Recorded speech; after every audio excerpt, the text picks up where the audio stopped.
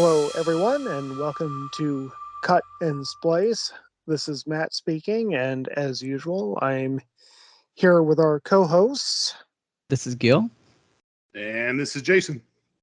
And this week we are bringing in a guest host, one of my closest, dearest, and most cherished friends, Andrew. So, Andrew, why don't you go ahead and give everybody a hello?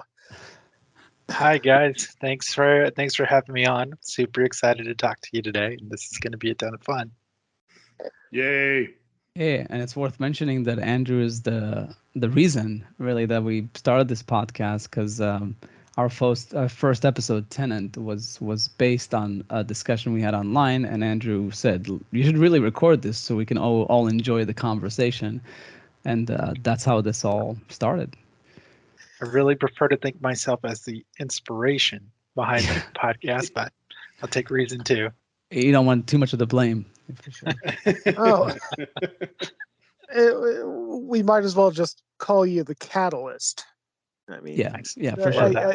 I mean that's just the objectively correct word, right? Catalyst. But anyway, this time around we are talking about Darren Aronofsky's 2006 film, The Fountain.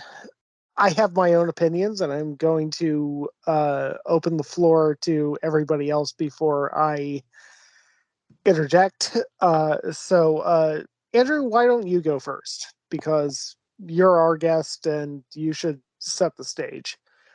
Awesome. I'm really glad to go first, in fact, because I think the context in which we see movies sometimes is super important. And seeing The Fountain was actually one of my most favorite times ever going to see a movie in a theater.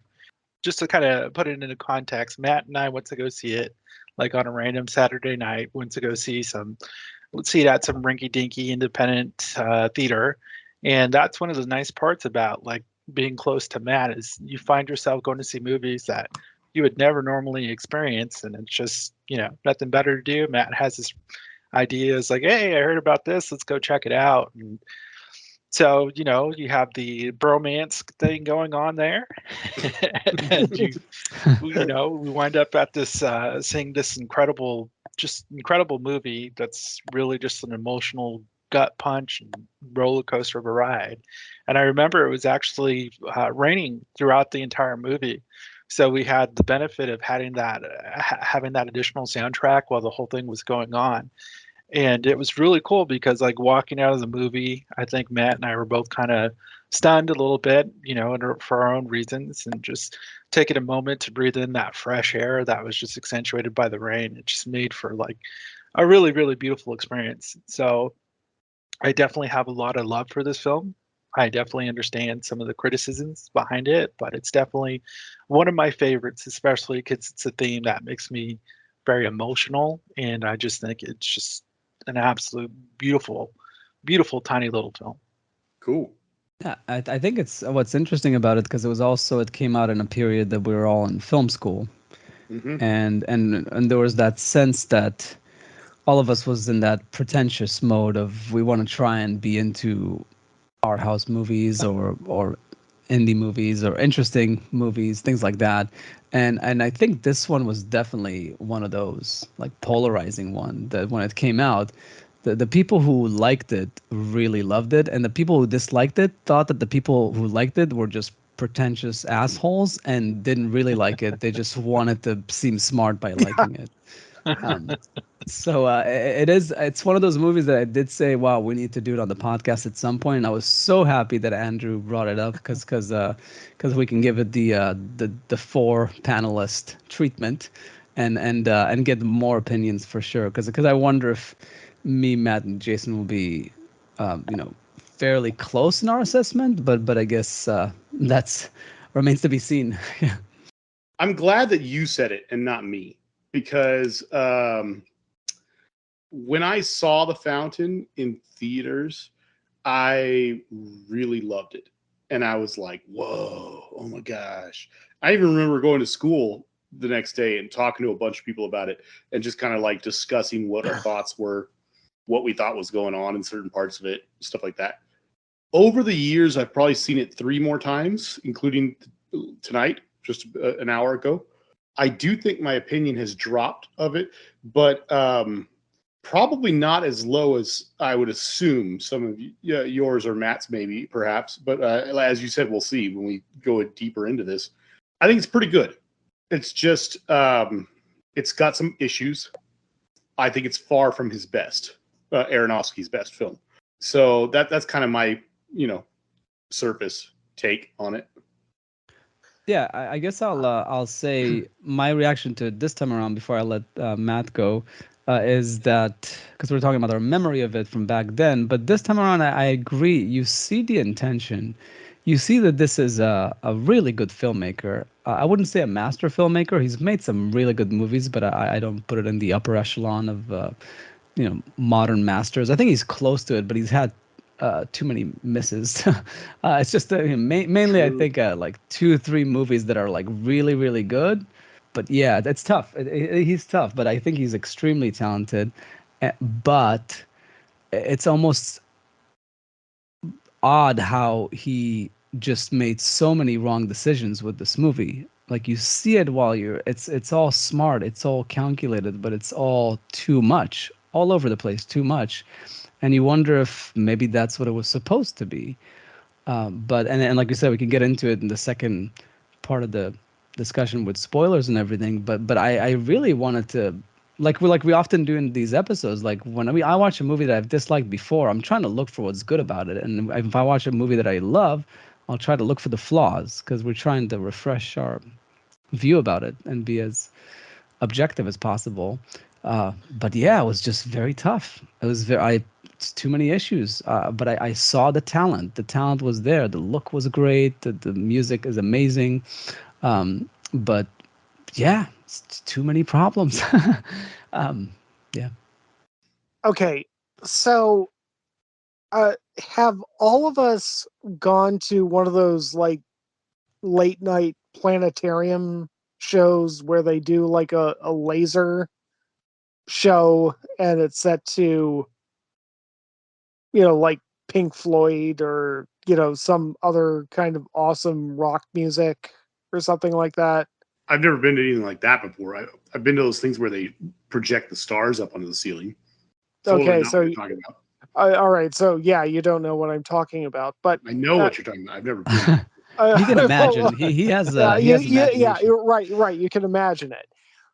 As far as I'm concerned, the fountain is basically like a 10 out of 10 version of one of those planetarium shows where you're just like back there in your seat and you're seeing a bunch of really psychedelic, awesome images, and it's set to really awesome music, and it's just washing over you. It's just gorgeous, and I mean, it's a feast for the eyes and the ears, and it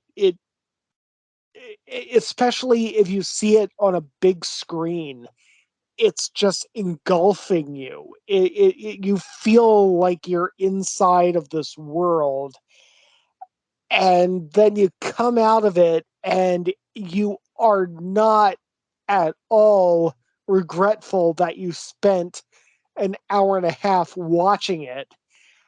And still, when you look back upon it, it's really lacking a lot of soul, a lot of actual substance.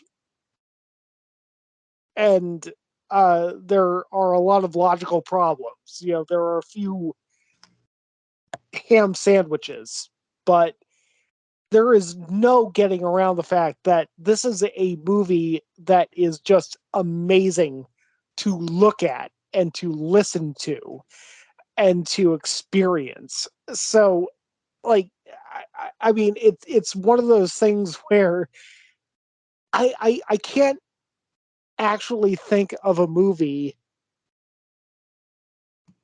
in which like there are more flaws that I can point to that I would still just say, look, just go see this movie because you know, it will just fuck your mind with how beautiful the visuals and the sound is. It doesn't matter. Like just experience it.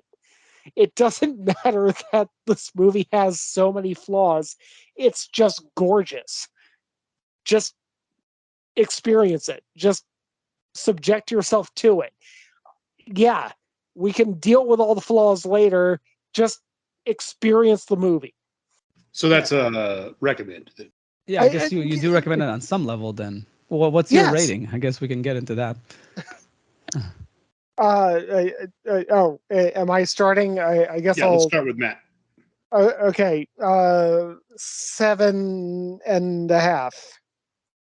Wow, that's pretty good. Okay. It's a beautiful movie. Yeah, I guess it's that beautiful.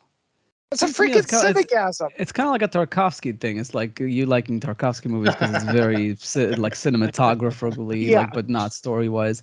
So this is like you're giving a pass because of the cinematography. Like you would rate it like a 5 or a 6 if it wasn't for the look of the movie. It's not just the look; it's the sound. I mean, it's sound, the editing, like the actual craft of it. I mean, how do you not watch that movie and not get a boner at some point? Wow. Yeah, no, and by the way, I'm not. I've also rated poop movies slightly higher for one reason or another. So I'm not putting that down. I'm just asking if that's some of the reasoning because you seem to say just want clarification. Flaws. That's all. Yeah. Like I think it's a legit reason if you have like a strong affection for a movie, whether it's the plot, certain characters in it, or just the music. Yeah, there's no doubt. I remember, like we said at some point, that this is a candidate for like probably the best music ever in a subpar movie or something like that. Yeah. It's probably one of the top 10 scores of all time, but in a top 10,000 movie. Top 1,000 movie. No, I mean, if they do a re-release of this in a planetarium or in an IMAX theater or something like that, and they're charging $17 for it, I'm gonna go. Yeah, I can understand that. I mean, like IMAX. Yeah. I mean, preferably I would be on weed or something, but yeah.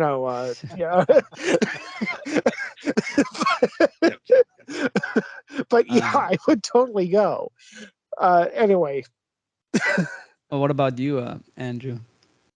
Well, I actually rated very close with Matt. I mean, I think I'm more at an 8 because like of the experience I had when I first saw it. You have Matt cinegasming right next to me like the whole time. That adds a little something to multiple it. Multiple cinegasms. Multiple times, because that is, I mean, it is. I think the way Matt described it was really good in the sense that it's an experience, and I think it's quite an emotional experience, and I think that's part of where it was very strong for me. Where it probably is one of the biggest flaws in the movie is that it is just so entwined with just one main emotion. But I mean, there's so many good things about it that I love. The music, of course, being extraordinary. The special effects were just incredible. And I think timeless as well. And then the acting. This isn't something that hasn't been mentioned yet, but Hugh Jackman is just incredible in the movie.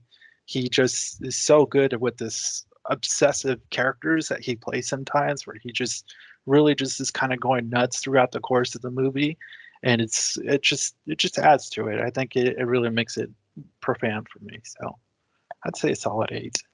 I'm just listening to your story, thinking about like what it's like, seeing a movie with Matt, but then of course, like in my head, exaggerating it because Matt's very fond of telling and retelling a story that of him going to a really terrible movie with his ex-girlfriend and her coming out of the movie telling him that she could tell exactly when he was getting pissed off at the movie because she would be squeezing her hand really hard. And I'm just like picturing Andrew in a crowded movie theater next to Matt, and he's just like enjoying the movie, but like right next to him, I'm just picturing Matt just being like, "Oh God, yeah!" Yay! I believe.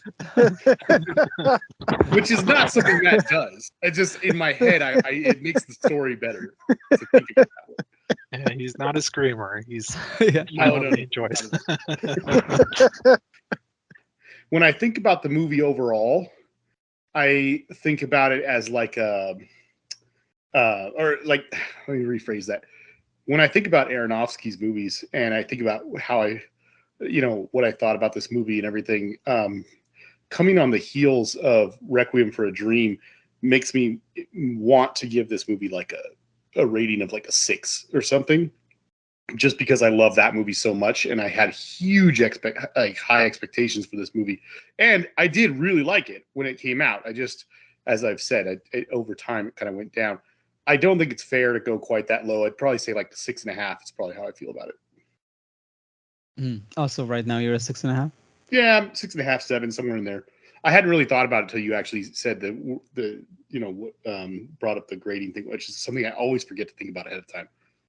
Well, that's okay. It's part of the show to just kind of off the cuff. We just saw the movie, so you should presumably give a verdict. Yeah. No, so for me, I guess I'm a bit more extreme. Like this movie, and like you said, after Requiem for a Dream, the expectations were pretty much as high as it can get, and it really broke my heart. It's kind of like Inception after The Dark Knight. Like it's just The Dark Knight was close to a perfect movie. Requiem for a Dream was close to a perfect movie, and then a very imperfect movie follows. More so with this, I would say, than Inception. I rated it a 4 back then. Like my rating on IMDb from back when was a 4, and I think it was mostly an emotional and the reverse to what Matt was doing. I really thought that there was a sin to have these images and this music and give such a poor characterization of the cast, like the characters, the dialogue, the plot lines, even the homages were like, I don't know, felt a bit too heavy-handed. But which we'll get into in the second part. And it's so sad, because of like what this movie was trying to be like, and it's so not. It's so not. And it's okay. He was doing his own thing, but listening to all of you and seeing it again and appreciating the good aspects of it, I need to give it a 5. Like I need to not be too brutal with it, because I do feel like there's value to it for sure. Yeah. I'm not sure if I would go as far as like what Matt is saying, because like not everybody's gonna like watch a movie just for visuals and music. But if you're a cinematographer or if you're a composer, yes, you should watch this movie. If you're just a casual movie watcher, I don't think neither of those things are gonna make the movie a better experience for you. Yeah, that's kind of like my verdict. Yeah.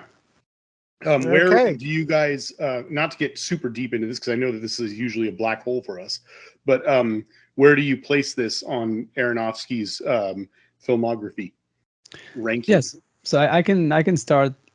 So we said The Requiem for a Dream, I think it's probably his best movie. The Wrestler is a very, very good movie. I know borderline, just in a different way, as good as Requiem for a Dream, but I do think there's just less going on there. It's a very different movie. I definitely need to rewatch Black Swan. I actually want us to do an episode of it, because when I watched it in theaters, I've only watched it once in theaters, and there was a fire alarm in the middle of the movie, and we had to go out and come back. To restart the movie, so it was like a so-so experience. But I did feel it was better than The Fountain. Not as good as The Wrestler, better than The Fountain. I believe I'm not crazy about Pi, but it's probably slightly better than The Fountain. And I guess Mother has to squeeze somewhere in there. I think Mother was a better attempt at what he was trying to do with The Fountain, to go really out there, but he was more mature as an artist. So I think Mother would fall like after Black Swan, probably. Right. And then from Black Swan, I do wonder. I actually like Noah. I know that people think it's a very fun movie, but I think Noah is better than The Fountain. So that's my order. Like, like Requiem for a Dream, The Wrestler, Black Swan, Mother, Noah, maybe Pi, and the Fountain, if that's all. Okay. Andrew, sorry, Andrew. Do you want to come in or? Sure. Because for me, I actually haven't seen all of his films, so it'll be a little easier for me to do it. I've only seen Requiem for a Dream once. I never want to watch that movie again. It's just Understandable. so Yeah. Not going to put you down for that, but yeah. I watched Black Swan before once, and I don't remember it very much at all. And then The Wrestler is very near and dear to me because I'm a massive pro wrestling fan. So that one was also very difficult to watch. So it's hard for me because I love The Fountain. It's my favorite out of anything that I've seen from him, but I do acknowledge its flaws. So like ranking those is tough. I definitely think The Wrestler from like a movie perspective, as far as quality of how well it made, is better, and probably Requiem for a Dream is better too. But I can't go there. We all go where we need to go. Yeah. All right, Jason. Mine started out. I was really like surprised that mine started out so similar from Gil's, and then it veered in an entirely different direction. I think Requiem and The Wrestler are his two best movies. I've only seen The Wrestler twice and Requiem maybe 3 or 4 times. But for me, it's really similar to how I feel about, like we talked about before, with Michael Mann, with like Heat and Last of the Mohicans. I'll see one and then I'll be like, that's the best one. And then I'll see the other one and I'm like, no, what was I thinking? That's the best one. I just go back and forth with it depending on what I've seen more recently. But I do love both of those movies a lot. They're easily his best two. I do think that Black Swan is his third best for sure. And I think that there's it stands out above the rest. I think that there's a pretty big gap in quality after Black Swan. Pi and The Fountain are so different, I think, as movies. But in terms of quality, I'd say they're right around the same. If I were to rewatch Pi, there's a chance I might think it's better than The Fountain. But as of right now, I'd say they're about the same, taking up 4th and 5th. And then a significant drop below that, I would put Noah and Mother. I also, while I don't like Noah that much, I definitely could talk about it at some point in the future because I think there's things in that movie that are really, really good.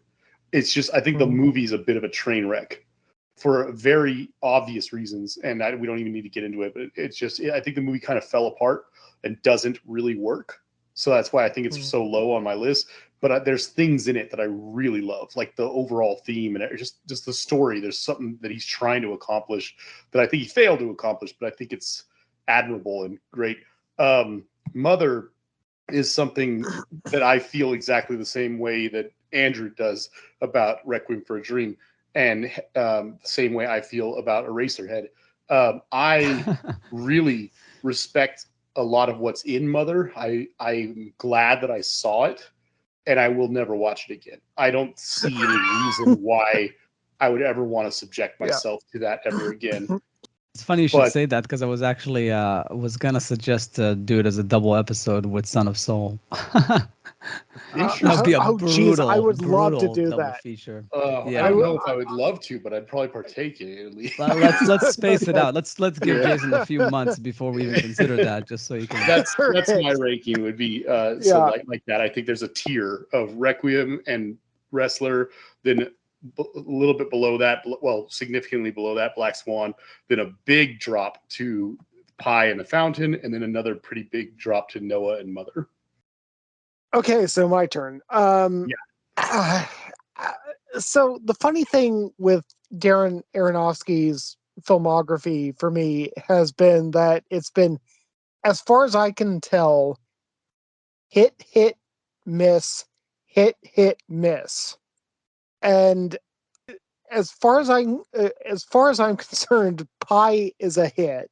And I mean, yeah, it has its flaws, but it was also made for like $60,000, and like it was an ultra low budget movie. It was, ambitious. It achieved what it wanted to achieve, and it was pretty damn good. It got attention. Requiem for a Dream, he knocked it out of the fucking park, and he knocked it out of the fucking park well enough that actually the budget for the Fountain was originally supposed to be twice what it was when they actually shot it. And I think that his biggest problem with the Fountain was the fact that he decided to shoot it when his budget was cut in half. And to my understanding, it was supposed to be like a 3-hour movie, and they cut it down to 90 minutes.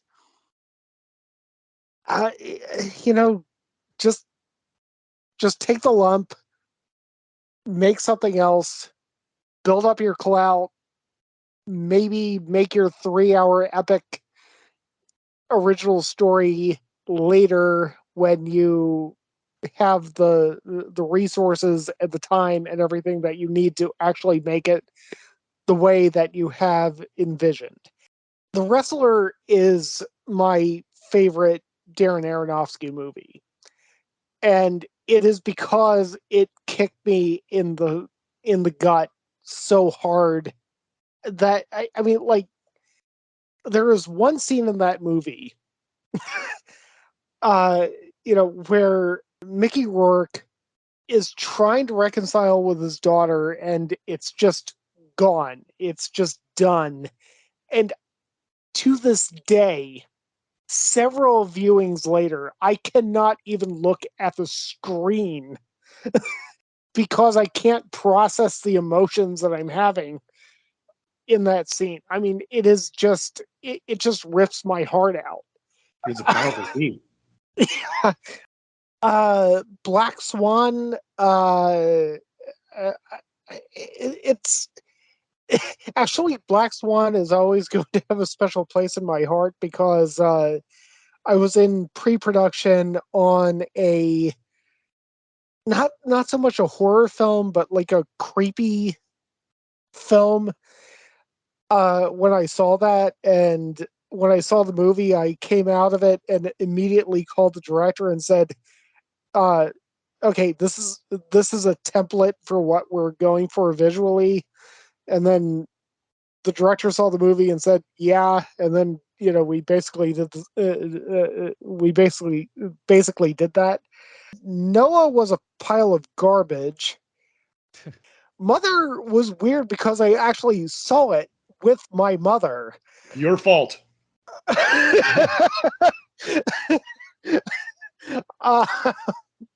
thought the symmetry there would make a lot of sense. Yeah. I thought Mother was actually pretty fucking good. So I guess if I'm going to do a ranking, I would do The Wrestler #1 because that movie hurts me more than any movie that I've ever seen ever, and I love being hurt by movies. Requiem for a Dream comes second because that hurts me just about as well as any other movie has hurt me. After that, I think it would be Black Swan, then Pie, then Mother, then The Fountain, then Noah. I'm just I don't surprised you remember. have Pi ahead of The Fountain. I'm surprised about that. That's something that I'm already grappling with. I might want to flip those later, but yeah, Yeah. Anyway. Yeah, Pi was an okay movie, but yeah, whatever, $60,000-$70,000. But Nolan's $8,000 movie was better. So, Yeah. Well, if we're going to compare those, definitely. yeah. I'd watch Following over Pie any day. Yeah, they're pretty similar as far as like the aesthetics, the age that they made them, and all the circumstances surrounding them. It's they're actually, even though they're very different styles. Oh, I see what you're saying. That is a good comparison now that I think about it. Yeah. Not exactly, but I just No. But if I was visiting you in LA, and the same night the Aero Theater was playing Pi, and the Egyptian was playing Following, even if I had seen Following once or twice that year beforehand, I would still recommend we go see that instead of Pi. Although I will say, if both had Q&As, I would go see Pi, because I've never been to a Q&A with Aronofsky. That's a good point, and we have been to a Q&A with I'm just saying, because you brought up this weird example, I might as well take it one step further. And actually, and we saw Following with Christopher Nolan. So that was a good Q&A. Yeah. All right. Anyway.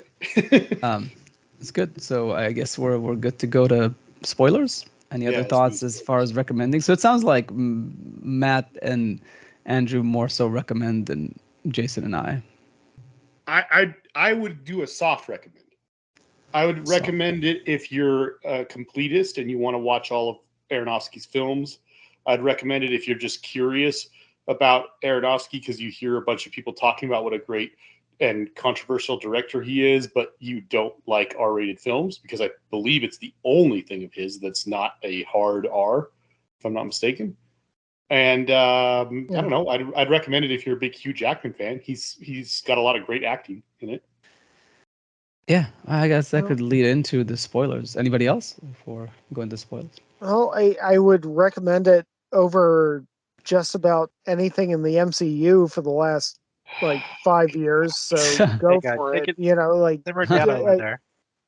I mean, in case anyone is interested to know, as Matt is saying that, my eyes are rolling back into my head so hard that it actually hurt, and my hand instinctively started making the masturbation symbol, because I just hear it from him so much. But anyway, sorry.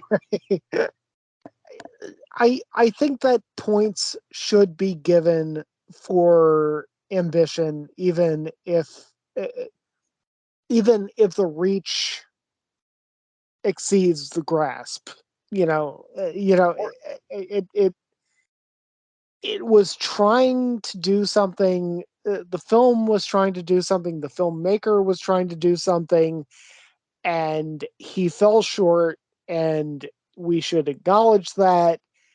But it's better to make a movie that doesn't achieve its goals than it is to make a movie that achieves its goals when the goal is to suck. To suck? Okay. Okay. Well, one thing I should say before I forget is that, you were saying something in your rankings about the fact that he really should have waited on this movie and not do it right after his second very successful movie, because we often compared it to Kubrick not doing 2001 as his third movie. He made it as like his fifth movie or something, sixth. Like once he was so established and so beloved that he was like, okay, I can take some risks. Like I can. Yeah. So if he had done The Wrestler first, and maybe even Black Swan, and then swung to the fences with The Fountain, he swung to the fences with Noah, and that was apparently very divisive as well. But that's for another discussion. So I think, and the funny thing is, even Noah is kind of a failure, even with his maturity as an artist. So maybe he would have never succeeded in making his 2001 successfully. Hard to say. Yeah. It's interesting too, like the challenges he had making the movie, because I was reading a little bit about it before we met tonight, and I read that Brad Pitt was originally attached to do the movie instead of Hugh Jackman when they had Kate Blanchett. when they had the larger budget, and then part of it, the film was delayed so Kate Blanchett could have her child. It would definitely be a very different movie, because I do think Brad Pitt is an extraordinary actor. I think he's a little better, honestly, than Hugh Jackman. A bit more versatile. But there was a lot of setbacks to this movie. But part of the reason I think why he chose to do it when he did was because he did have a very big emotional attachment to it, and it is such a an emotionally charged and emotionally driven movie. I think it was just one of those things where he could really separate himself from the material to maybe repair some of the flaws that that we briefly touched on. So I think that's important to take into consideration. Yeah, I don't know what you were reading, Andrew, but I read something about he wrote the script after his one of his parents died or something like that, or was getting close to dying or something. Yes. So maybe it was just a thing that he felt he really needed to do at the time. Yeah, I believe it was they were diagnosed with cancer. They survived it, but it all stemmed from that. Yeah, and and I gotta say that's the wrong reason to write a script, or at least like the way that he's conceived of it, especially if they survived. Yeah, but I definitely think the Fountain, it just comes from such an emotional place for me. That's one of the reasons why I love it, but I also think it's also one of the reasons why it is flawed, because it is so built around emotion that it lacks the depth and complexity that really kind of hurt the movie overall. But maybe that's more of a spoiler sort of chat than a now chat. Well, we're in the spoiler section. We can get into the spoilers. We have a thing of like restarting several times. So I was gonna say, actually, because you said, Andrew, about Brad Pitt, which I agree would have been a better. I'm not sure. Rachel Weisz was actually, I think, probably the best performance in the movie, as well as the one from Requiem for a Dream. Darn it. Jeez. Ellen Bernstein. Ellen Bernstein. Thank you. Yeah, she's pretty good.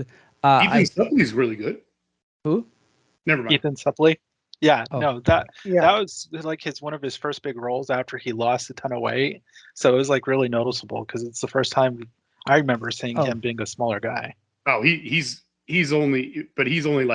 still pretty big compared to what he is now. Yeah. Anyway, but piggybacking on the whole Brad Pitt thing, because I think that's where the biggest difference probably is between me and it sounds like all three of you. I'm not sure, but I think his performance is not that good, and I'm not saying that it's his fault necessarily. I think it's the script and the character and the setup that he was given. But even within that, I think he could have. Yeah, I think his performance is not that great in that movie. And I don't fault him for that. I think it's what it's called for. It called for a lot of crying, a lot of emotion, but a bit more restrained there, like a bit more nuance. I get it, he's supposed to be obsessed, but I've seen better obsessed. Well, how about in every single one of Aronofsky's films? Exactly. Like you see, like who's his face performance in The Wrestler, Mickey Rourke. Very, very subdued performance, and he's known to be an iconic sort of like face and like this casual dude, but he's very nuanced in that movie.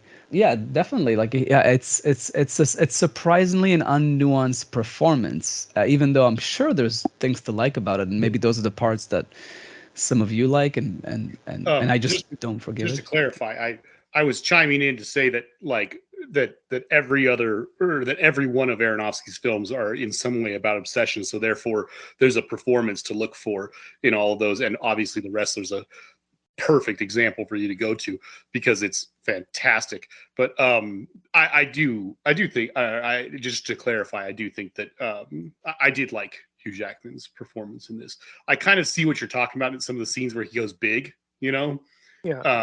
it gets close to almost melodramatic at points, but I think there's moments between him and Rachel Weisz, like in the bathtub and stuff, where I feel like it really brings it home for me. Yes. They try. The humor helps. The humanity helps. The snowballs. The snowballs. Her performance is good. She's a solid, because this is when she was, I think it was not far from when she did The Constant Gardener and stuff. She was on a roll. Like she was just like Constantine. She couldn't give a bad performance. But she couldn't unfortunately salvage this relationship and this movie. Because I really feel like Hugh Jackman was just hamming it up left and right, like compared to her. And even her performance at times, I just think Aronofsky just like, this is big. It's got to be big. Like, and, maybe like a Kubrick type of thing, or like Jack Nicholson in The Shining. But it's like, yeah, but the movie itself doesn't seem to fit those performances. And it is melodramatic completely. I think Matt admitted at some point in the past that it's basically the plot of a soap opera. Yeah. Actually, okay, so we are in spoilers, right? Yep. Okay, so when Rachel Weisz's character Izzy dies, and they have that scene where Ellen Burstyn comes in, and it's like the moment that she's dying that she says, "Oh, you just found the cure." That is emotional blackmail in so many ways. I mean, like, it doesn't work. If you have a brain in your head when you're watching that scene, you're just kind of like, "Oh, fuck you. You're just playing with me." You know, that's not how things work. Even beyond that, if you just layer on the fact that it it wouldn't have even mattered if they had discovered the cure like the day before she died. It wouldn't have mattered if they had discovered the cure 6 months before she died. There would have had to have been like, there would have been like 6 years of FDA approvals before they would have allowed him to inject that into his wife.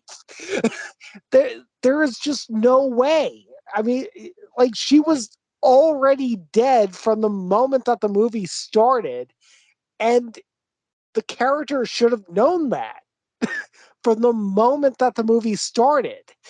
And I mean, I don't want to, turn this into a political conversation, but holy shit, there's just no way that scene makes any sense to anybody who knows anything about how healthcare works. Well, he probably would have cheated. Like he probably would have like snuck it Yeah. into her before FDA approval. Matt, I just wanted to throw this out there. You've brought this up to me in the past, and every time we've talked about this has been since the last time I saw it, which was when we all saw it together at Gil's house one time, but before today. So because you brought it up a couple of times, I was on the lookout for that scene this time.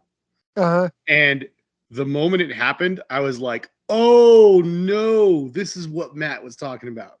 And I have to agree that this is my least favorite scene in the movie, because I agree with essentially what Matt's saying. I think that the aspect of the what you're saying, the fact that realistically they would have to go through all these trials and things like that, I think for the sake of the movie, we can kind of excuse that, because we've already seen this guy doing really reckless stuff that scientists and doctors should not be doing. Like, he's cutting corners left and right to show his obsession. This guy would have done something illegal. Like, he would have been, he would have like injected something dangerous into his wife to try and cure that thing. So I don't really think that's the problem. It's like you said, it's if they'd had her die and then Ellen Burstyn had come in later that day or the next day, even anything like that, the day of the funeral or something like that, it would have been like, wow, or even if they had done it the other way around, if he had found the cure and then like he goes and tells her about it, and there's this happy moment, but then she dies before he can get it to her. Anything like that would have still been preferable to what they did. The fact that she bursts in the door with this big flood of light behind her, and then she tells him, like, guess what? You cured death. And he literally turns around and runs to his dead wife. Like, come on. I have to agree. It's my least favorite scene in the movie. Like everything there is a soap opera except for the lighting. Right. And the lighting is really good. I have like a rant and an alternative movie that could have been made better. But I was going to ask Andrew. I am curious, since you probably liked the movie the most. What were the aside from what we've mentioned, the flaws that you did see or acknowledge, especially this time around, maybe. Well, I think the biggest problem is that it's very singular focus and it's very one note. It's all about just simply Hugh Jackman's obsession with avoiding death and his fear of death, and that's really like the perspective that shapes everything, whether regardless of what timeline they're in or what they're trying to do. Like he and Rachel Weisz's characters didn't really have a relationship. He was just like not there for her while she was dying, and then that's it. Everything is just really just structured around that, and I think because it is so simple that it doesn't really provide any sort of the complexity or nuance or subtext that you would expect from like a quality film. Yeah, That's a good way of putting it. Yeah. no, for sure. And bringing Inception again, the way this movie broke my heart is with Inception, it was the power of ideas, and if you can implant ideas, you can change the world. And then it's a heist movie. This movie, it's about the fountain of youth. It's about ending death. These are big, big subjects. There is so much that you can get into here. You can go into meditation, becoming one with the universe. They even have like that moment in the end where he's like in the lotus pose, like the meditation pose. But none of that was set up at any point. He is the last person on earth that you would consider a sort of Buddha or a spiritual person that's reconnecting with the universe there in the end. Like this movie could have been so much better, could have like gone into so many avenues about like what's our place in the universe? Are we just, you know, biological robots walking in space? Or are we an extension of the universe, almost like a limb of the universe, and this journey to connect with the universe and become immortal, kind of like the way it is in 2001, where the next step in the evolutionary ladder. This could have been so much better. None of that is in the movie. We don't discuss it, not the ideas, not the. It's just I want to not die. That's all that you can say about death in life. You want to not die. That's just so shallow. And yeah, that's why it's got no soul, no depth. It's very little substance. And to me, if you want to solve the idea that he can't, the moment that he finds the cure, she's dead. For one thing, it's a problem that the character is even emotionally involved with someone who has cancer, and that's why he's a cancer researcher. Uninteresting. The most interesting about the character House from the show House is that he hates people, but he loves puzzles, like Sherlock Holmes. Yeah. And that's a way more interesting character. But if you can't go that route, because you need to have this idea of the connection between him and her, she needs to be dead. If she were to be dead in the present, and then all the flashbacks would be when she was still alive, and his obsession is, I lost my wife, I'm not going to let anybody else deal with death or grief. If that were to become his obsession and his life work because of the death of his wife, and then when he discovers the cure, you don't have that soap opera moment. Then you can build the whole thing from the book that she wrote before her death but didn't finish, and in the present when he finally finds the cure but doesn't know if he can really like make it happen. He has to wait 500 years to actually have the technology to implement that. He gets the idea with the seed and making her into a tree in the end and all that. It could have been a 9 or a 10. Like it could have been a great movie if like you were just like played around with the order of the pieces here and the characters and the timelines. It could have been so much better. And yeah, go into meditation, spirituality, connection to the universe. Great idea. None of it is in the movie. It's fair. Yeah, I mean, they even have the line in the movie, "Death is a disease." Like that's actually a line in the movie. Why Yeah. not actually explore that fully? Yeah, like get into it. Just don't throw one line for sure. You're right. Yeah. Yeah. I think that you're definitely on to something there, Gil, with the changing up the way that the story would have been told entirely from the beginning. But I don't mind her being alive because they chose to do the three different stories. I think that what you're talking about, though, or like what could have worked just as well, if not better, would have been to have a little more time in the future story, so that way there are flashbacks to when she's alive, kind of thing. Like, kind of structure it that way. But I'm just kind of splitting hairs here. Obviously, it's not really that different from what you just said. I don't want to get off topic here, but I literally just looked over at my wall of DVDs and just saw that I have this movie on DVD and had completely forgotten about it. And I subjected myself to watching this with a whole bunch of commercials. It was really bad. So I don't know. That might say something about the fact that I forgot that I even had this movie and didn't even bother looking because I was so sure I didn't have it. But yeah.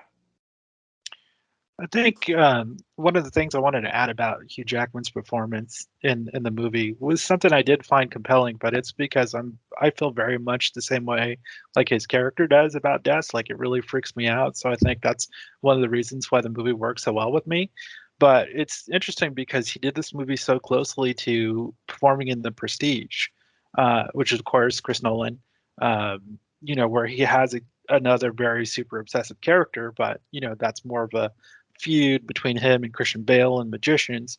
But it's very similar performances where, you have that obsessive quality, but it's interesting to have those point of comparison because you do have a much more nuanced and wide range in The Prestige. But I thought it was interesting because they were so close together. Huh. I'd forgotten that's when that was made, but you're right. Yeah, it's just about right. It was because Memento was 2000. Well, 2000 or something. Yeah.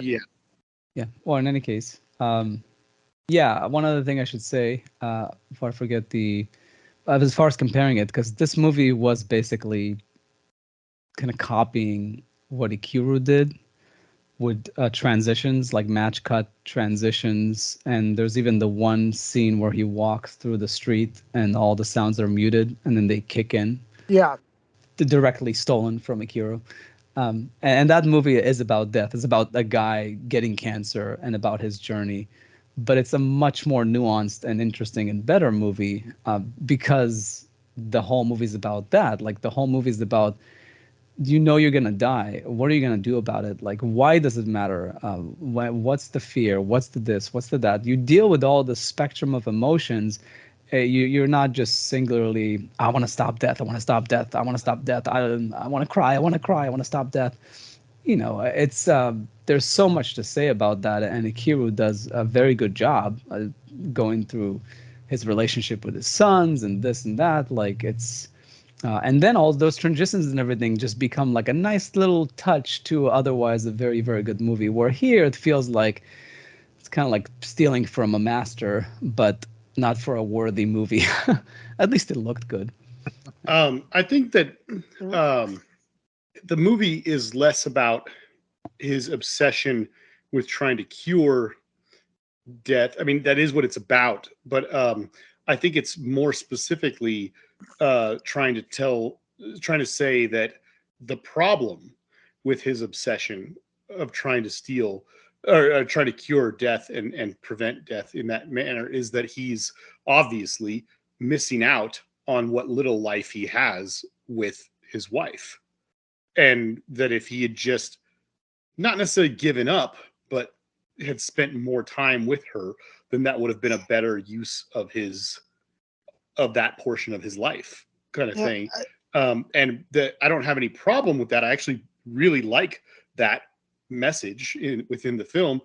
I think that it's a deceptively simple movie in that sense, because that's what I think it's about. My only real problem with it, because I think it does tell that story well, it's just that's all it has to offer.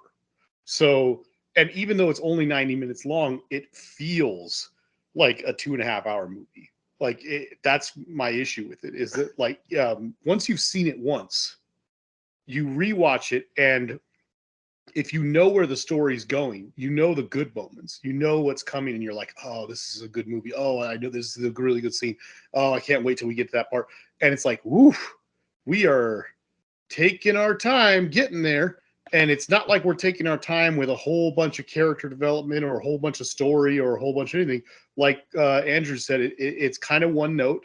and it's not repetitive, but it's one note, and it's about what I just said, and it keeps hammering the same point home over and over and over, that this guy is missing out on what little life he has left with his wife, and it keeps happening because he keeps making breakthroughs. It's not like he's an idiot. Important things are happening in his life that he should be dealing with, but that's the point. And you could kind of, at least I think, you could probably make a really great movie about that in like 40 minutes. And this movie's like an hour and a half long.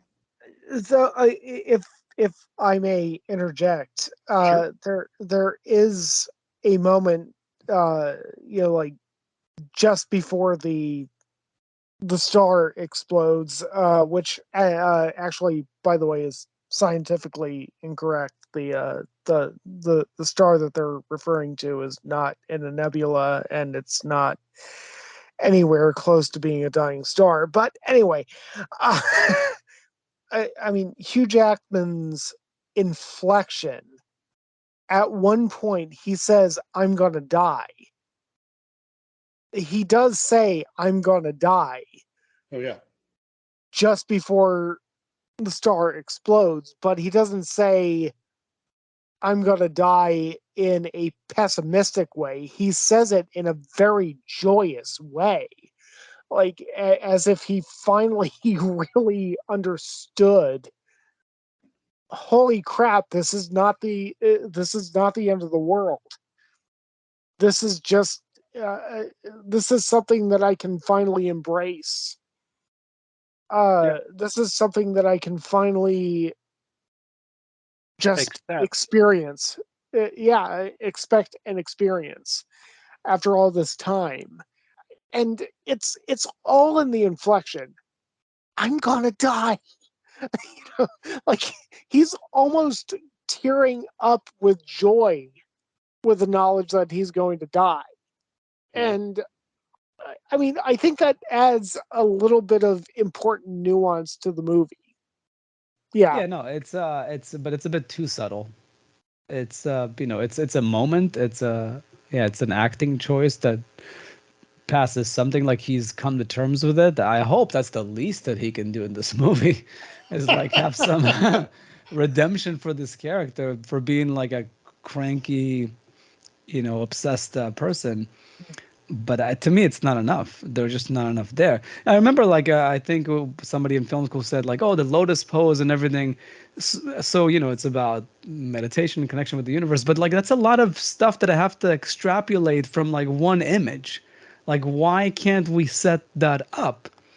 Like, Well, I wanted to ask you guys something, because it's right about what Gil's talking about right now. So, kind of to pile on to what Gil's saying, but in a slightly different way. Gil, I believe you were just talking about what you feel the movie lacks in terms of communicating to us more on like a storytelling way and stuff like that. Like the big ideas are not really expressed super well or whatever. In the third portion of the movie, the bubble ship is what I believe a lot of people like to call it, which is taking place in the future. That stuff is so vague to me. What he's doing, why he's doing it, how he's doing it, when he's doing it. Everything about it is so unnecessarily vague that I had numerous conversations with people after this movie came out, where out of a group of 6 or 7 people discussing the movie, several people would be adamantly telling us that we were all wrong, and that stuff was all like in his head and was not actually supposed to represent any sort of physical thing that he was actually doing. And while I don't agree with that view, I think that the fact that people saw it that way, I think that's a failure in a way of that portion of the story, because I mean, like, it's only a 90-minute movie, I feel like there's time to explore what's happening in that portion of his life a little bit more, not just the stuff that Gil's talking about, which of course would probably be the most important stuff to explore, like how his character has changed that much and things like that, and what he feels and why he's suddenly this enlightened type person. But also, like, I mean, what the heck is the big bubble? Is that a super space age like spaceship? If it is, can you give me a little something? Like, just give me something. Like, one of the greatest things about science fiction is the technical aspect of things, and I live for that stuff. And there's like nothing at all. Not only that, story-wise, he's cranky on the bubble. He is not an enlightened Buddha. Yeah. Like, Yeah. he's supposed to be this shaven head future man. I guess he's got the wisdom of 500 years because he's cured death. And I guess they have the technology to fly in bubbles. But he is not any different in the bubble. He just has this mild realization right before death, which that could be a point that like maybe he needed death in order to come to terms with, with all the issues he's had. But I But would we think after shouldn't have to 500, make all these stretches. Well, yeah, like you'd think 500 years of grief. Come on, I mean, like he would be tame a bit there. I don't know. But see, that's why I don't think he's dealing with grief in that moment. I just think he's still dealing with fear. My interpretation is that the tree is dying, and he's traveling to go ahead and try to save the tree so that way he can stay alive. Like up until the climax of the film, he still hasn't accepted that he's going to die until he does in that moment. So it's still continuing along the same journey, still trying to prevent what we all know is going to come. But that's him still fighting. That's why he's not enlightened in those scenes.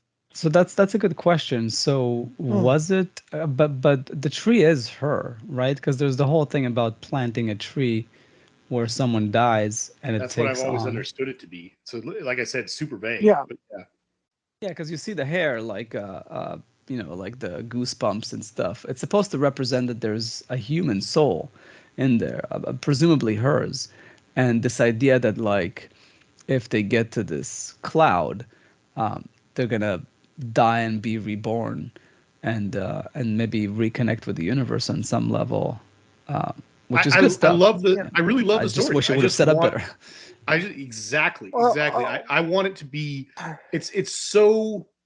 The concept is there, and I want to be sure that that's actually what they're telling me. And I mean, maybe I'm just not reading enough into it. I don't know.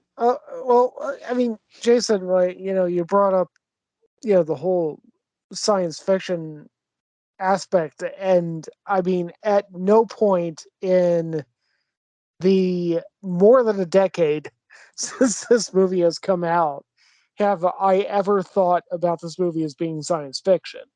I mean, it's fantasy. It is something that is not supposed to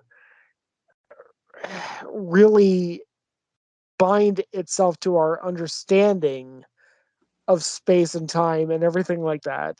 I mean, if you think about it like a poem, I think that the entire sequence of Tom in the, bubble and everything, I mean, I always thought of it as just the end of Izzy's book. I always thought of it like that.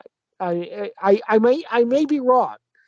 Darren Aronofsky may slap me up the side of the head someday and say, like, no, that was seriously supposed to happen. And Tom literally did find the cure for death, and he's literally going up there with his wife as a tree to revive her and everything like that. I, I could be wrong. I always interpreted both the the conquistador story and the bubble story as just part of the novel. Her novel. Yeah. See, and I'm okay with no, that. no. I think that the ending of the novel is what he writes at the Right. end. Well, yeah, but still, you're talking about that's right. Yeah. yeah. And Uh, I'm totally okay if that's what the story is trying to tell me. I think it's really unclear that that's what it is, though, and that's my problem. Yeah, it's misleading for sure. Yeah, because if he did cure death, what do you do then? I'm assuming he's not gonna die, so he can live to be 500 years, and you can develop technology and all that. And one interpretation, maybe this is where Darren was clever, that you can interpret it both ways, and it works because maybe him doing that 100 years later is finishing the novel. Like maybe he never writes the actual chapter. Maybe when she said finish it, finish it, finish it, even in the bubble, it's him taking that action. So I think it's open to interpretation. You can interpret it as being just the last chapter in the book, and there's sequences before she tells him to finish it. So the whole bubble was in her story to begin with. It's not like he added it on after. And or at least at least, but maybe he made it a reality in real life because even in the bubble, she tells him finish it, finish it. Yeah, I mean, I don't have a problem with not knowing precisely what Aronofsky was expecting me to get from that portion of the movie. I just don't. I don't care. I just watched it. I got what I felt like I should have gotten out of it. And yeah, I mean, there are some questions, just like the top spitting at the end of Inception. Uh, That one's a only, bit clearer than this one, but Let's not get back into yeah, that. no, I get into that. But that one is actually was very clear. But I mean, depending on the point of view. right. But actually, I find the fountain to be less frustrating when I talk to fans of the actual movie. I find the fountain to be less frustrating. I don't know. I mean, I think that there's. I think that it's wrong to dwell on ambiguity because I think that ambiguity was kind of the point. It Oh no, was. I don't fault the movie for ambiguity. I fault the movie for lacking substance, like for having Yeah. very Okay. thin amount of substance. But ambiguity is fine with me. Yeah. Fair enough. Yeah. And from what I read, it was an intentional choice. Like he envisioned for that to be open to interpretation. So it definitely was an artistic choice for people not to necessarily have the answers as to what was going on in that particular scene. I definitely think the ending was meant to be cathartic, to be all about acceptance and embracing the fact that this guy has to die.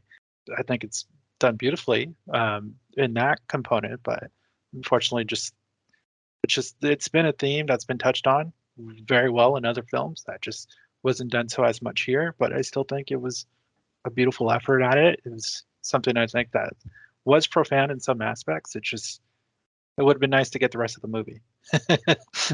I guess yeah, because it was a shorter version. Yeah. Yeah. Yeah, and I think a Brad Pitt performance that would have been somewhere between Hugh Jackman here and like Ad Astra probably would have benefited this movie. I don't know. Interesting. I think he went too far in Ad Astra, but somewhere in between.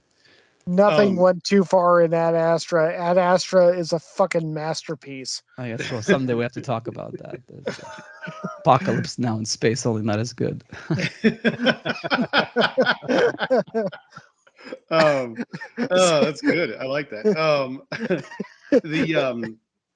The only two things I was going to say I wanted to add is just that for me, an interesting parallel to this movie, like how I feel about it.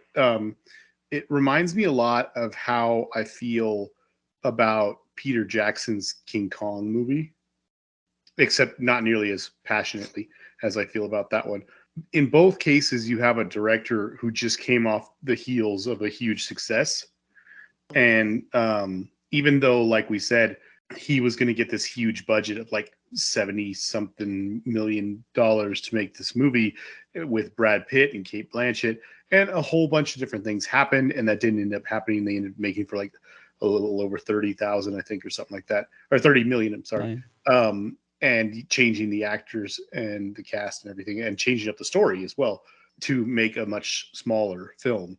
It doesn't change the fact that, like, the studio had a lot of faith in him after Requiem, and people were eager to see his next movie, much like the way Peter Jackson was after the Lord of the Rings trilogy. And in both cases, I had these really high expectations for what I wanted to see and what I was expecting to see. And in both cases, I was met with a movie that I really like in a lot of ways. And I have a lot of, I think they're both beautiful movies. And I think that, they both have similar problems. Like they're both, they're both slow in the wrong ways. Peter Jackson's is too long. The Kong movie is too long, and this one is a little too slow for how much story is actually being told, I feel, and stuff like that. But I just, that's just a weird little thing that I kind of find them to be similar in that sense, that they, even though the circumstances for the directors were totally different. And this last thing I wanted to say is really nitpicky, but I do feel like it should be said. It doesn't bother me as much as the other things I said, but it's really dumb. I mean, it's really stupid. I've said this about a lot of movies, but I just feel that, like, when you're making a movie, especially if it's not a straightforward movie, just like a drama about characters or something like that, and whatever, and everything in it's totally realistic or whatever. If you're asking your audience to start accepting some stuff that's not necessarily real, like in this movie, we're talking about a guy who's, like, operating on, experimenting on primates, and he's discovered this, like, incredible thing that's going to change the whole world, probably, you would assume, at least. And not to mention the movie's jumping around to 3 different storylines and within his life and everything, even though one of them is just a story. But you're kind of asking a lot of the audience. Anytime you're doing that in a movie, I think it's really best to just keep things. If something doesn't have to be complicated, don't make it complicated. Don't do something that's completely unnecessary, that's going to make people go, what? And that's something I famously have complained about, the terrible Fantastic Four movie that was made a few years back. But anyway, that's not important. The tombstone at the end of this movie, he refers to his wife, Rachel Weisz's character, as Izzy through this whole movie. Everyone in the world knows that Izzy is short for Isabel. I have the Social Security official website up that tells you how popular names are of every person in this country. There's all sorts of variations of how you would spell Isabel and stuff like that. But I guarantee you that the name Izzi, Izzy, actually being written on her birth certificate and therefore on her tombstone, is so mind-bogglingly low in probability that it's just crazy that they would do that. It's so dumb. Like, you could call her Izzy all you want, but on her tombstone, you say Isabel or Isabella or something, but you don't put Izzi on her tombstone. That's dumb. She's that kind of gal. She wanted to be very informal, even in death. I don't know. No, Came across in her and the performance. on the credit in the movie, it's spelled that way too. That is this movie is telling me that her character was named that is her legal name. That's dumb. I mean, that's like if you had a movie where a white woman in America somewhere is named Susan or Sue, not Susan. Her name is not Susan. Her name's Sue. Her parents named her Sue. That's okay. That's been done. But for some reason, her name is spelled S-O-O. Sue. And they never bring it up. It's not like something where they go, "Oh, my parents were just these wacky people," or they couldn't spell right and they wrote that on the birth certificate, and then we just decided to keep it that way. It's not a character thing. It's not a moment they talk about in the movie or nothing. It's like everything else in the movie is totally normal. You're not expected to even dwell on this at all. That character dies at one point, and then suddenly this character you've been calling Sue this entire movie, you see a tombstone and it says Sue Smith or Baker or whatever the heck her last name, Sue, S-O-O. You're like, what? What is that? On IMDb, Oh, she's the character is Isabel Izzy Creo. So I wonder No, if if you click on it, the Isabel is the name of the queen. Just like if you click on I thought that too at first but if you look at the credits when they're rolling on the screen, both her and Hugh Jackman are listed with like 3 or 4 names. And Hugh Jackman's a Tomas, Tommy, and Tom. Yeah, because of the 3 different timelines. So she's listed in the 2 timelines because she didn't actually play the tree. Although that would have been a really avant-garde choice, in my opinion. Anyway, Isabel is queen for like the duration of the Izzy, scene. Izzi Creo is her character's name. Who named that child? It's possible. I would buy that. It's an unnecessarily complicated thing to put into a movie about someone turning into a tree. I guess what they could have done is Isabella for the queen and Isabel for her would have been slightly more realistic. Yeah. Yeah. Yeah. Oh, well. Or just write Izzy, and then on the tombstone, don't write Isabel or Izzy because that's not realistic. Yeah, it would have been interesting actually if it was said Isabel, because then it's connecting to the queen character and all that. Yeah. Yeah. Well, we definitely had to have a nitpicky adjacent moment, so we got Andrew was waiting for that with Jason. Do you have your list of things that nobody else would think of? I'm actually amazed. I think we should wrap it up with the cinematography rant. We didn't have one, amazingly. Okay. So I guess that's my cue. I mean, this movie looked fucking gorgeous, and still the thing that has been bothering me since 2006 when this movie came out is when they're ascending toward the star should be, of course, very, very bright, which they got right in the movie. Everything's overexposed. And by the way, this is why we need to keep film alive. This is why we can't just say, hey, just shoot everything fucking digitally because, digital is going to do just fine. No digital camera can handle the amount of overexposure that they were doing with this movie. Still, they're ascending toward a star which is one light source. And when Rachel Weisz reaches down toward Hugh Jackman's bald head, she's casting multiple sharp, hard shadows of her hand on his head. That is not how things work. I mean, if you're ascending up toward a star, like if you're approaching the sun, I mean, like look at a movie like Sunshine. Actually, one of the biggest problems with Sunshine when it comes to the cinematography is that the light should have actually been softer as they got closer. Because the larger the light source is in relation to the subject, the softer it gets. Yeah. The sun is a hard light source here because the sun is really far away. It's a point source. When you get closer to the sun, it gets really fucking bright, but the actual shadow that it casts becomes softer and softer as you get closer to it.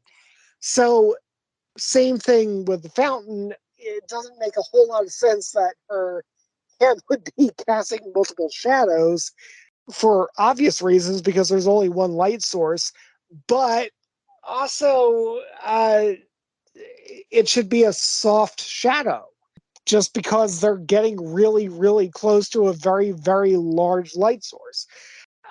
Again, I forgive it because it looks really fucking beautiful anyway, but anyway, that's my rant. They probably needed more exposure there. That's why the hard light or Yeah. something. Yeah. Well, I well, they probably didn't have the budget for it because they slashed the budget in half. You put up one, like 100K soft sun, and you're probably good, but they probably couldn't afford it. I didn't know this until this afternoon after I was done watching the movie. I looked it up. I was incredibly surprised to find out that they didn't really use any CGI in this movie. Yeah, that Oh was yeah, pretty awesome. yeah. Most of it was like chemical reactions and like petri dishes and micro photography and all that shit. I find that very interesting.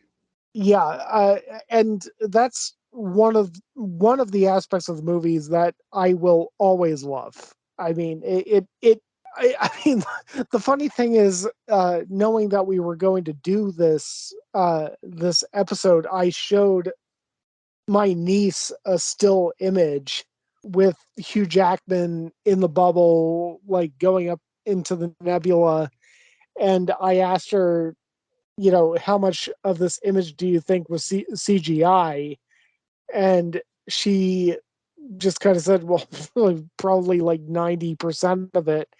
And when I told her none, like zero, none of it was CGI, I mean, her jaw just dropped.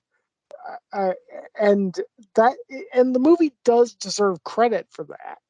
Like that it actually went that extra mile to cut the computers out of the process. But yeah, I kind of I'll, wonder if like the Mayan temples were miniatures. I assume they must have been. I think so. I don't know. But yeah. I did find it interesting. There was a graphic novel that I think came before this. I wonder if the story works better in a graphic novel, but the reviews that I read, they're also mixed. So I don't know if it's exactly the same thing, but I believe it is. I was just reading about that. I guess so. Aronofsky wrote the story back when it was going to have $70 million to make it, and then aside from the cast changing and the budget changing, he changed the story a lot to make it work for the smaller budget. And so there were like apparently story elements that were significantly different. And I guess it said somewhere along the line, I don't know if it was before the movie was made or after the movie was made, but somewhere along the line, someone expressed interest and they took his original story and made a graphic novel out of it, I believe. If that's cool. oh, like after the fact? I think so. Because I read a review that said that it was based on his graphic novel, but it seems like they came out. It was almost like a companion piece type of thing. Well, it would have been a story that was written. It would have been based off a story that came before the movie. I don't know when the actual thing was published. Oh, I see. Like maybe it was where he had like a manual, but he didn't publish it until maybe after the movie. I have no idea. Yeah, I just know it seems like they both came out around 2006, from what I saw. Oh, okay. Interesting. Yeah. So I think we should give Andrew the last word. I don't know how I could top all of that. I think, despite the flaws of the movie, some of the stuff I really appreciate and love about it, of course, is the fact they did so much of it without CGI. It does make this timeless, kind of spooky, interesting sort of feel to those future scenes. But there's just the combination of the things that the movie got right when they all play together beautifully. I think it's just really spectacular. Again, it was a very special experience seeing it the way I did with Matt, and it's something I would have never seen without him. So thank you, Matt. It's something I do. It's a movie I do share with other people. My wife and I actually just watched it even before you guys invited me to do the podcast within the last few weeks, and it was her that wanted to see it again because she remembered the movie. She loves Rachel Weisz in it, and so it's something that really makes an impact on her, and that's somebody who's not like a uber film nerd like the rest of us are. So it's something that does bring a great deal of emotion and I think different things to people.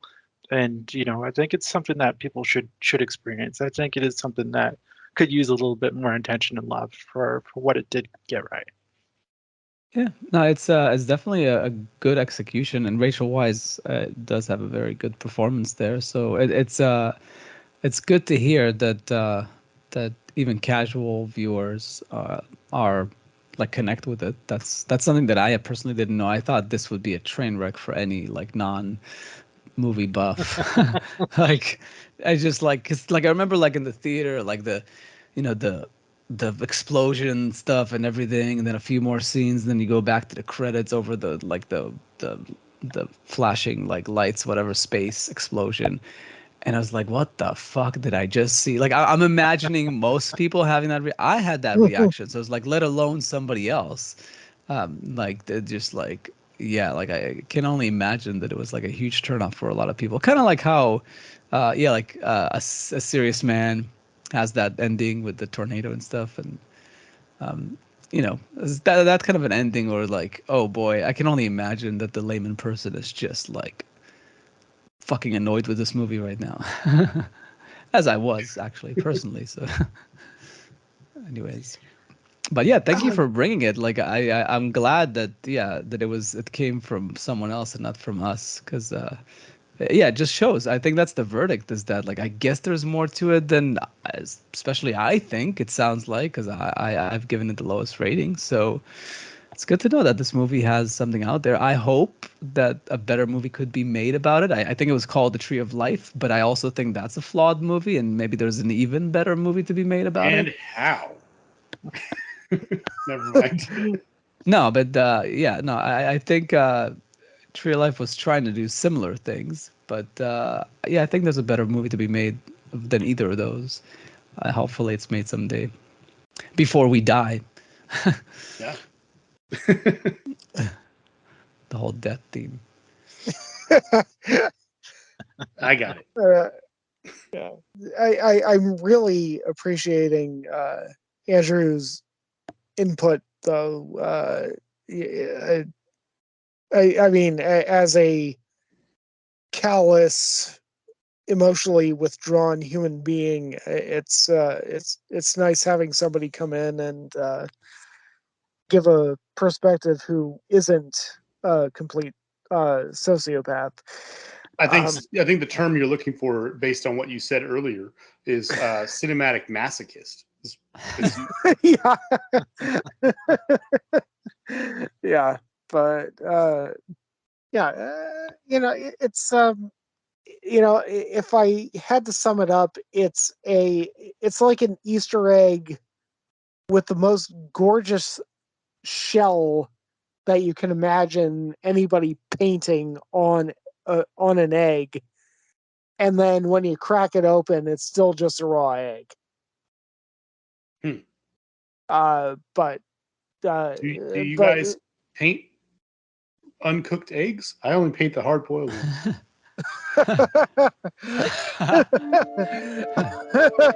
Like you just changed his life. Wait a second. I guess I could boil them and be less risky to paint them. Actually, yeah, we usually do hard-boiled eggs for Easter, but Good. yeah.